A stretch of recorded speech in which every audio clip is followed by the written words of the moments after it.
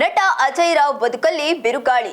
Sandalwood ಬಹುಬೇಡಿಕೆಯ ನಟನ ಜೀವನದಲ್ಲಿ divorce ಎಂಬ ಬಿರುಗಾಳಿ ಎದ್ದಿದೆ. ನಟ ಅಜಯ್ ರಾವ್ ವಿರುದ್ಧ ಅವರ ಪತ್ನಿ ಸ್ವಪ್ನ ಅವರು ಕೌಟುಂಬಿಕ ದೌರ್ಜನ್ಯ ತಡೆ ಕಾಯ್ದೆಯಡಿ ದೂರು ಸಹ ದಾಖಲಿಸಿದ್ದಾರೆ ಎನ್ನಲಾಗ್ತಿದೆ. ಪತ್ನಿ ಜೊತೆಗೆ ಮಗಳು ಚರಿಷ್ಮಾ ಸಹ ಅಜಯ್ ರಾವ್ ವಿರುದ್ಧ ದೂರು ದಾಖಲು ಮಾಡಿದ್ದಾರೆ. ಮದುವೆಯಾದ 11 ವರ್ಷದ ಬಳಿಕ ಇದೀಗ ಈ ದಂಪತಿ ಬೇರಾಗುತ್ತಿದ್ದಾರೆ. ಇಬ್ಬರ ವಿಚ್ಛೇದನಕ್ಕೆ ನಿಖರ ಕಾರಣಗಳು ಇನ್ನಷ್ಟು ತಿಳಿಯಬೇಕಿದೆ. ಅಜಯ್ ರಾವ್ ಹಾಗೂ ಸ್ವಪ್ನ ಇವರಿಬ್ಬರು ಪ್ರೀತಿಸಿ ಮದುವೆ ಆಗಿದ್ರು. ಹೊಸಪೇಟೆಯಲ್ಲಿ ಆಪ್ತರು ಸಂಬಂಧಿಕರ ಎದುರು ಸರಳವಾಗಿ ಜೋಡಿಯ ವಿವಾಹ ನಡೆದಿತ್ತು.